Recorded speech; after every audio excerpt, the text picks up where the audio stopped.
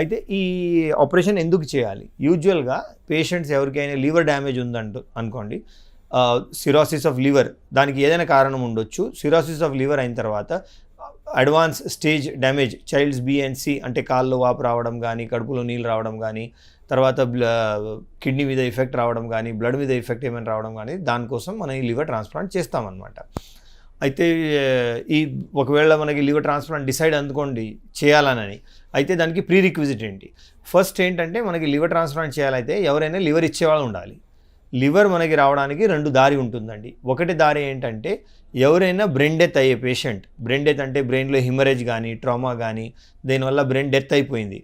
ఆ brain death అయ్యే patients వాలంటరీగా ముందుకు వచ్చి డొనేట్ చేస్తే, మీరు చాలా వరకు వినే ఉండొచ్చు ఇప్పుడు న్యూస్లో, బ్రెయిన్ డెత్ అయింది, అతను డొనేట్ చేశారా, 7 ఆర్గన్స్ యూజ్ అయ్యారా, 8 ఆర్గన్స్ యూజ్ అయ్యారా, 10 ఆర్గన్స్ యూజ్ అయ్యారని. అయితే సేమ్ అదే బ్రెయిన్ డెత్ అనమాట. అయితే వాడు డొనేట్ చేసిన తర్వాత కూడా లివర్ వస్తుంది, దాన్ని మనం వెయిటింగ్ లిస్ట్లో ఉండాలి. మనకి లివర్ అలాట్ అయిన తర్వాత వచ్చి ఎమర్జెన్సీలో ఆపరేషన్ తీసుకోవడం. సెకండ్ మనకి లివర్ దొరికే దారి ఏంటంటే ఫ్యామిలీ మెంబర్.